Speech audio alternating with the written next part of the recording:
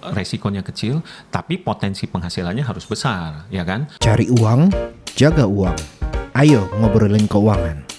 Halo semua, kembali lagi di percakapan tentang keuangan bersama David. Saat ini saya kedatangan tamu spesial, yaitu Ko Kingson. Ayo Ko, silahkan perkenalkan diri lagi. Halo semua, saya Kingson, senang ketemu teman-teman lagi di sini. Jadi Ko Kingson ini adalah seorang financial planner ya. Nah, yang dimaksud dengan financial planner tuh apa sih Ko? Profesi saya itu adalah membantu keluarga-keluarga untuk merancang keuangan keluarga mereka. Jadi bisa dibilang bagaimana membantu merancang keuangan supaya kuat gitu ya. Dan bagaimana bisa sesuai dengan mencapai financial goals dari keluarga-keluarga ini. Nah, percakapan ini adalah sebenarnya sambungan dari percakapan sebelumnya, yaitu tentang keuangan keluarga. Jadi kalau kamu yang belum nonton, langsung lihat di link yang akan kami berikan di bawah. Tapi selesaikan dulu ya percakapan yang ini. Nah, kok ini nyambung percakapan yang minggu lalu nih. Jadi tentang income tambahan gitu kan. Kemarin dibilang kalau kondisi keuangan itu terlalu tight kan kurang baik dan harus mulai mencari income tambahan. Nah, yang menjadi kriteria sebagai income tambahan itu apa ya? Ya, income tambahan itu adalah income yang kita bisa dapatkan tanpa mengganggu aktivitas utama kita. Jadi aktivitas produktif kita, misalnya kita berbisnis misalnya ya, atau bekerja di kantor misalnya, berarti income tambahan itu aktivitas produktif yang kita lakukan di luar jam kerja atau jam bisnis rutinnya kita gitu. Misalnya orang pulang kerja jam 5 sore gitu kan, atau jam 4 sore. Nah, itu income tambahan ini bisa dikerjakan mungkin di malam hari gitu ya. Nah, itu bisa dijalankan gitu. Ada contoh nggak sih kok contoh pekerjaan yang bisa dikategorikan sebagai income tambahan? Banyak ya, apalagi kita hidup di sebuah zaman yang luar biasa ya. Peluang-peluang itu terbuka dengan sangat lebar ya. Saya masih ingat ya, jadi orang bisa kerja sampai selesai jam kantor, kemudian misalnya pulang, kemudian dia jalankan sebagai driver ojek misalnya ya, Gojek dan sebagainya, Grab dan sebagainya, itu bisa dilakukan. Bisa juga sekarang sudah terbuka, bisa buka lapak di Tokopedia, di Bukalapak gitu, di Shopee misalnya, itu dia bisa jualan online, itu bisa dilakukan gitu kan. Bisa juga punya sebuah skill untuk ngajar, dia bisa ngajar malam harinya, ngajar secara online, dilakukan habis pulang kerja di rumah, dia tinggal nyalakan Zoom misalnya atau Google Meet, dia ngajar misalnya. Atau banyak juga anak muda sekarang nih itu punya skill untuk jadi content creator, YouTuber gitu kan. Nah, itu juga adalah income tambahan yang bisa kita lakukan gitu loh, di luar dari jam produktifnya kita gitu. Di luar dari jam produktif. Jadi intinya kan yang dikatakan income tambahan tuh berarti kita harus punya income utama dulu ya, itu pekerjaan utama dulu, dan ini kita lakukan sebagai tambahan di luar pekerjaan utama itu gitu. Dan kadang-kadang justru awalnya sebagai income tambahan gitu, lama-lama begitu potensinya benar-benar tergali gitu, justru dia bisa menjadi income utama gitu loh. Kadang-kadang memulai sebuah bisnis yang awalnya dikerjakan sambilan dulu gitu kan, pada satu titik mungkin saja loh bisnis ini begitu ternyata peluangnya bagus gitu, ternyata dia ketemu nih, cocok nih gitu kan, itu dia bisa kemudian malah jadi aktivitas produktif dia yang utama gitu. Nah, ini menarik ya, kita tadi Koko mengutarakan bisnis gitu. Yes. Sebagai kalau mau buka bisnis kan itu dimomok di pikiran orang tuh butuh modal yang besar, butuh pengalaman. Nah, itu gimana kok cara untuk bisa mulai tanpa itu gitu? Menurut saya, kalau kita memulai sebuah bisnis, tentu ya pikiran semua orang adalah, pasti kalau saya tanya ke semua orang, apa yang terbersit di pikiran pertama kali ketika mau berbisnis? Apa yang dipikirkan pertama kali? Modal gitu. Semua orang rata-rata dia akan menjawab modal gitu ya. Makanya kita bisa, kalau kendalanya adalah modal gitu, berarti kalau sebuah bisnis yang butuh modal besar gitu kan, berarti kan resikonya juga relatif besar kan gitu kan gitu. Nah, dan semua bisnis apapun itu, mau yang modal besar atau kecil, itu tetap butuh konsentrasi waktu. Nah, sekarang kalau bicara modal gitu, kita bisa mungkin untuk memulai, kita mulai dengan sebuah bisnis yang bermodal kecil atau hampir-hampir tanpa modal gitu. Nah, tapi Jadi hanya bermodalkan ketekunan itu bisa gitu. Jadi bermodalkan ketekunan kita mulai, kita belajar, bisa dilakukan tanpa mengganggu aktivitas utama kita gitu.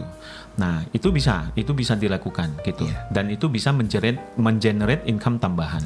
Nah, lalu pastinya nih untuk sahabat-sahabat pendengar, yang dikatakan besar kecil tuh relatif ya, tergantung dari kondisi keuangan dan pendapatan masing-masing gitu pastinya. Betul. Oke, sekarang begini kok, kalau misalkan sudah terbentuk nih bisnis gitu, sampai titik mana sih kita bisa menentukan bahwa kita pindah nih dari income tambahan menjadi income utama gitu? Ada nggak titik tertentu atau kondisi tertentu yang bisa ngebuat kita yakin bahwa itu saatnya kita untuk pindah? Kalau menurut saya dari yang saya alami gitu ya, saya juga profesi saya saat ini itu saya memulainya dengan sebagai bisnis sambilan dulu. Jadi tidak mengganggu aktivitas utama saya. Jadi itu saya mulai dulu sampai ke satu titik di mana hasil dari bisnis ini gitu ya, itu bisa menutupi minimum cost rutin yang dibutuhkan oleh kita dan keluarga. Jadi kalau sudah menutupi minimum cost, ya kan kita ada cost minimum ya, sandang, pangan gitu kan. Nah itu perlu untuk, apalagi kalau sudah berkeluarga kan minimal itu harus tercukupi. Nah benar-benar kita hitung potensinya. Nah pada saatnya tiba ya silahkan, itu bisa kita mengambil sebuah keputusan untuk bisa jadikan ini sebagai justru bisa menjadi bisnis utama. Saya memulai profesi saya hari ini itu juga dari bisnis sampingan. Gitu. Dari bisnis sampingan berarti ya. Cuman kan berarti semua itu kan butuh sebuah komitmen dan ketekunan gitu ya kan. Ya. Nah itu sekarang kalau dilihat fenomena saat ini nih, banyak generasi-generasi yang masih lebih muda gitu ya. Mereka ngerasa dikit-dikit tuh butuh healing, dikit-dikit tuh capek gitu. Kan beda banget ya sama generasi sebelumnya gitu. Nah ini ya kalau kalian nggak setuju boleh perdebatkan aja langsung di komentar. Nggak apa-apa, kita siap untuk mendengarkan itu. Jadi kalau generasi sebelumnya tuh kita selalu diajarkan untuk hustle nih kok, untuk kerja keras, untuk melakukan segala sesuatu yang bisa kita lakukan gitu kan. Ya. Nah kenapa sih sekarang tuh banyak orang yang gampang banget capek sampai butuh healing? Sebetulnya ya itu lebih ke balik lagi ke derasnya arus sosial media gitu kan. Nah sekarang ada macam-macam ya, ada orang dikit-dikit butuh healing ya kan gitu loh. Kayaknya bagaimana suasana di kantor kalau pressure-nya terlalu keras gitu, dia bilang perlu istilahnya work-life balance gitu kan. Nah ini memang menjadi fenomena gitu loh.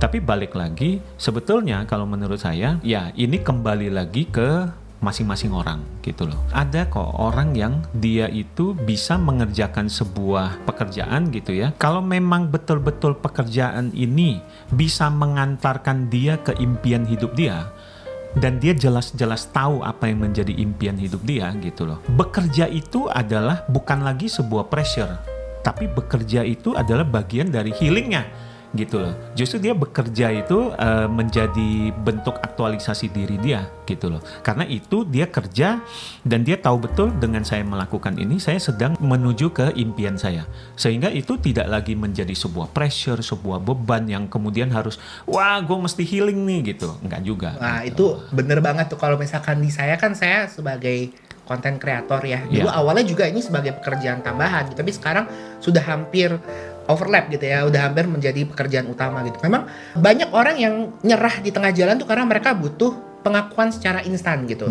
Jadi kebahagiaannya mereka, merasa mereka sukses dari ngebuat konten adalah dari hasil dari atau feedback yang mereka terima. Tapi itu beda banget. Kalau saya nih happy place saya adalah pada saat ngebuat konten, pada saat aktivitas itu tuh yang ngebuat saya seneng sebenarnya.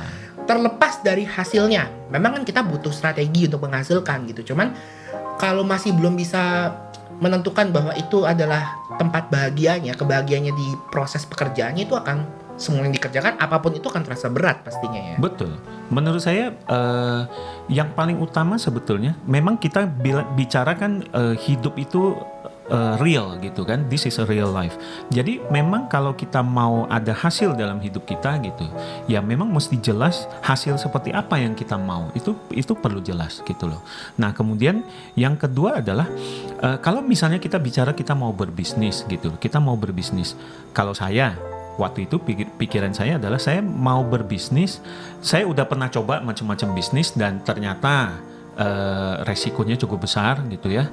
Nah, bisnis itu perlu modal. Nah, modal sekian berarti ada resiko kita sejumlah sekian gitu kan. Nah, belum lagi ada proses belajar ya kan, proses trial and error, melakukan hal-hal yang tidak seharusnya kita lakukan karena kita nggak ngerti, nggak ada yang ngajarin ya kan. Saya kalau mau berbisnis di luar sana, saya mau nanya orang, kompetitor saya, wah kamu kiat suksesnya bagaimana? Tolong ajarin saya dong, ya kan? Nggak ada yang mau ya kan? Yang ada dijerumusin ya kan? Tapi gitu kan loh. sekarang banyak orang yang ngebagi-bagi tuh sebenarnya kisah suksesnya, bahkan ngajarin orang gitu. Itu bisa nggak sih kita ngefilter sebenarnya ini orang asli apa fake gitu ya? Kalau bicara membagi rahasia sukses secara prinsip ada di mana-mana menurut saya, ya kan? Gitu loh. Wah, kamu mesti fokus, kamu mesti berpikiran positif, kamu mesti bekerja keras, kamu mesti bergaul dengan orang sukses, bla bla bla, itu semua ada. Tapi balik lagi, di dalam berbisnis itu ada strategi, yang ada skill lapangan yang diperlukan ketika kita melakukan bisnis ini. Nah, skill lapangan ini yang jarang orang kasih tahu gitu loh. Nah, makanya kalau mau berbisnis, menurut saya patokannya adalah satu gitu. Kalau kita balik lagi ke topiknya yang tadi bisnis sampingan gitu kan, berarti ambil sebuah bisnis yang modalnya kecil. Kalau modal kecil berarti resikonya kecil. Yang kedua adalah ambil sebuah bisnis yang jelas ada mentornya, ada yang bersedia ngajarin gitu loh. Dan dia ngajarin bukan ilmu teoritis, bukan ilmu yang datangnya hanya dari buku, tapi dia ngajarin benar-benar ilmu lapangan, ilmu seorang praktisi, di mana yang ngajar juga memang masih seorang praktisi aktif di lapangan. Sehingga apa? Ilmunya benar-benar fresh from the oven, jadi benar-benar ilmu lapangan gitu loh. Nah, kemudian bisnis ini gitu, itu dijalani, bisnis ini harus merupakan sebuah bisnis yang masih memiliki peluang market yang sangat besar gitu.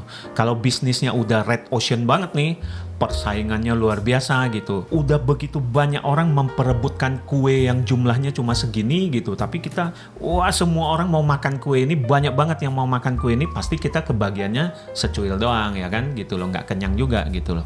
Tapi bermainlah di sebuah bisnis yang masih blue ocean, jadi pemainnya itu istilahnya peluang marketnya masih sangat besar gitu loh.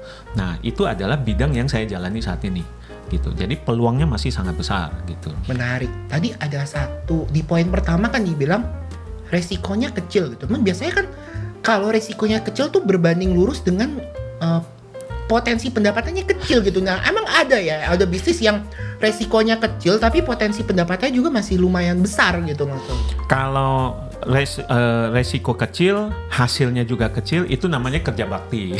Iya, kan? betul. Kerja bakti ya kan gitu kan. Nah, kita tentu nggak mau kerja bakti ya. Nah, kalau namanya berbisnis, itu mesti sebuah bisnis yang betul-betul kita pelajari, memang modal kecil, sehingga berarti resikonya kecil, tapi potensi penghasilannya harus besar, ya kan? Potensi penghasilannya harus besar. Nah, ini salah satunya adalah di dunia financial, gitu loh. Di dunia financial itu salah satunya profesi sebagai orang yang bergerak di bidang asuransi, ini adalah sebuah bidang yang resikonya kecil, gitu kan? Modalnya boleh dibilang hampir-hampir tidak ada, gitu kan? Tapi potensi income-nya sangat besar gitu. Makanya belum lama ini kan heboh gitu ya, orang spill income gitu kan. Spill income, cici-cici yang 1M gitu ya. Cici-cici yang 1M gitu. Nah, saya sih no comment lah ya kalau soal itu ya, maksudnya. Tapi menurut saya memang pada kenyataannya income-nya tidak kalah dengan bisnis-bisnis yang lain gitu. Nah, itu adalah kenyataannya. Tapi tadi kan dibilang kalau di dunia finansial gitu. Bukannya dunia finansial tuh adalah salah satu sektor yang paling susah ya untuk masuk ya gitu, karena butuh pengalaman, butuh pengetahuan dan yang cukup panjang gitu. Itu gimana caranya supaya bisa masuk gitu? Apakah kita harus ngelewatin sebuah pendidikan yang cukup panjang dulu, pelatihan cukup panjang, atau memang ada cara-cara yang lebih sistematik gitu yang udah disiapkan ya untuk itu? Ada. Jadi dunia finansial itu memang kita di Indonesia ada Otoritas Jasa Keuangan ya, OJK gitu. Jadi memang kita kalau mau masuk di bidang ini, kita mesti mengikuti ketentuan dari Otoritas Jasa Keuangan. Nah, salah satunya harus memiliki lisensi ya. Lisensi itu wajib, dan tapi nggak susah kok, ya kan? Gitu loh. Nah, emak-emak aja bisa lulus gitu ya. Nah, jadi nggak susah gitu ya. Yang penting balik lagi ke kemauan gitu loh. Kemauan untuk mau jalani gitu kan. Yang kedua adalah di bisnis ini seringkali orang berpikir tadi yang dibilang David, wah ini susah nggak nih ya kan gitu loh. Nah, jangan-jangan butuh proses belajar yang cukup panjang. Enggak juga. Justru bidang ini yang saya suka adalah apapun yang kita pelajari, karena ilmu ini adalah ilmu yang diajarkan oleh seorang praktisi gitu loh. Jadi apa yang dipelajari begitu kita keluar dari ruang kelas gitu, kita bisa langsung praktek di lapangan. Dan itu bisa langsung mengenerate income. Jadi benar-benar kuasai ilmunya. Ada yang kan tadi saya bilang salah satu indikator bisnis yang bagus adalah ada mentor yang ngajarin. Nah, apa yang diajarkan oleh mentor ini kalau betul-betul kita serap, kita pelajari gitu ya. Kalau nggak ngerti nanya gitu. Nah, dari ilmu yang kita dapat, kita begitu ke lapangan kita praktekkan gitu. Dalam pengalaman saya langsung menghasilkan kok. Gitu. Jadi sebetulnya gitu di bisnis ini itu metode belajarnya itu bukan kita mesti belajar teori dulu, udah lulus gitu kan baru praktek lapangan gitu, enggak. Di bisnis ini justru adalah belajar praktek.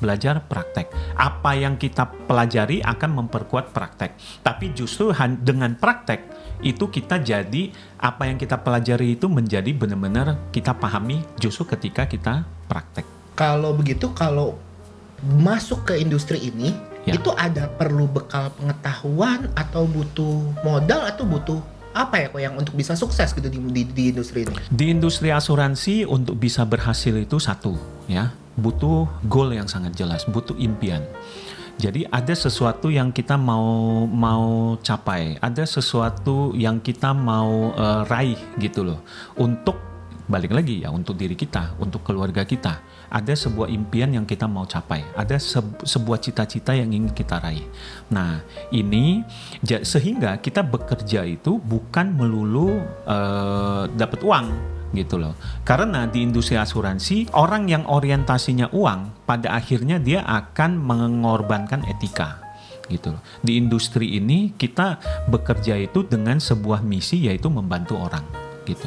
Nah, modal di bisnis ini satu adalah punya impian gitu. Yang kedua adalah punya kesediaan untuk belajar. Bagaimana terus mau bertumbuh, mau belajar gitu loh. Karena apa? Ilmu di luar sana itu banyak gitu loh. Bagaimana kita bisa serap dan kita praktekkan, semua balik lagi tergantung ke diri kita sendiri. Jadi punya impian, mau belajar, kemudian apa? Mau praktek. Karena apa? Banyak belajar gitu, tapi tidak praktek, ya foto wae, ya kan sama aja, ya kan nggak kemana-mana juga gitu. Jadi kalau kita praktek, kita lakukan, justru kesempurnaan itu bukan sebuah titik akhir. Kesempurnaan itu ada di dalam proses gitu loh. Ketika kita lakukan, kemudian masih belum sempurna, kita perbaiki, lakukan lagi, belum sempurna, perbaiki lagi. Nah di situ at the end kita ternyata pada satu titik ternyata udah menguasai ya, ternyata udah sekian jauh saya ya gitu. Nah itu dia. Berarti sebenarnya kalau orang punya kemauan dan juga punya hati untuk ngebantu tuh harusnya bisa ya berhasil di bisnis ini gitu ya. Betul. Karena bagi saya sendiri di bisnis ini uang tentu ya, semua orang perlu uang ya, hidup ini perlu uang. Kita ke kamar, ke WC umum aja perlu uang kan gitu kan. Semua perlu uang, tapi bukan uang yang jadi tujuan utama gitu loh. Kita fokus pada melakukan aktivitas kita, yaitu apa? Membantu orang. Di bisnis ini saya happy karena apa? Saya bisa membantu orang. Justru kita menjadi orang pertama yang dihubungi oleh nasabah ketika dia menghadapi musibah. Itu sebenarnya by definition itu kan teman yang baik yang dihubungin ya berarti ya. Luar biasa. Jadi ada nasabah saya, begitu istrinya sakit, dia bukan hubungi mamanya. Dia hubunginya kita. Nasabah saya pasangan muda ya, masih baru married belum lama. Dia hubunginya kita gitu loh. Dia bertanyanya ke kita, apa yang mesti saya lakukan gitu. Istri saya mengalami seperti ini. Jadi di situ saya bisa merasakan bahwa kehadiran kita pada saat orang menghadapi musibah itu justru seringkali di profesi saya kami menjadi orang-orang yang dihubungi pertama kali untuk dimintai bantuannya, dimintai pertolongannya gitu loh. Nah, di situ saya merasakan kepuasan hidup. gitu. Karena hidup saya bukan melulu untuk saya sendiri, tapi hidup saya justru punya arti bagi orang-orang ini, bagi nasabah-nasabah saya. Saya bisa membantu orang bukan sekedar kalau namanya teman atau saudara mungkin sakit gitu. Kalau teman sakit mungkin kita kasih berapa sih gitu kan? Sekedarnya Iya, gitu betul. kan. Mungkin kasih ya urunan nih, ada teman kantor sakit mungkin ya 200.000, 500.000 misalnya kan gitu loh. Oh ada saudara sakit ya mungkin kita urunan 2 juta, 5 juta gitu. 10 juta aja mungkin kadang-kadang udah berpikirnya agak panjang kan begitu kan gitu loh. Tapi melalui bisnis ini saya bisa membantu nasabah saya dari sisi financial bukan hanya sekedarnya, tapi sepenuhnya gitu. Nah itu yang saya bisa merasakan bahwa wah saya merasa melalui profesi ini bukan hanya uang, tapi uang itu mengikuti di belakang gitu loh. Tapi melalui profesi ini kita betul-betul bisa bantu orang dan itu adalah sebuah kepuasan yang luar biasa. Oke, itu luar biasa ya kok ya, luar biasa sekali. Luar biasa. Nah untuk sahabat pendengar nih yang masih ingin bertanya atau tertarik untuk join ini, Ya. itu bisa ngubungin kami dari kolom komentar ya di bawah ya. Silakan, Kolom silakan, komentar. silakan. Jadi kita bisa bicara lebih lanjut. Kalau memang ternyata lokasinya juga cukup dekat, kita bisa langsung ketemu langsung ya. Berarti untuk ngobrol-ngobrol tentang potensi bisnis di sini. Ya, silakan mungkin tinggalkan kontaknya gitu ya. Nanti kita bisa begitu ada event ya. Kadang-kadang kita ada event, bisa event offline, kadang ada event online gitu ya. Nah itu kita bisa share informasinya. Jadi silakan mungkin nanti kita bisa berbagi informasi. Oke, berarti nextnya kita boleh denger dong ya kisah sukses dari Cockingson gitu, perjalanan dari awalnya sampai saat ini itu ceritanya bagaimana, halangan-halangan apa aja yang dihadapi, Ya. cita-cita apa, kisah-kisah sedih dan senangnya gimana, ntar kedepannya kita bisa ngebahas itu berarti. Boleh. Untuk David sih apapun boleh. Untuk sahabat pendengar pastinya untuk Untuk semua. sahabat pendengar ya. Oke, sekian dulu percakapan kami tentang keuangan di episode ini. Episode berikutnya akan membahas perjalanan sukses dari Cockingson nih sebagai financial planner dan financial advisor di Indonesia. Kalau kamu merasa terbantu dengan percakapan episode ini, bantu kami, support kami dengan like dan komen. Bagikan juga ke teman-teman kamu supaya mereka juga mendapatkan manfaat yang sama. Sampai jumpa di episode berikutnya. Bye-bye. Bye-bye.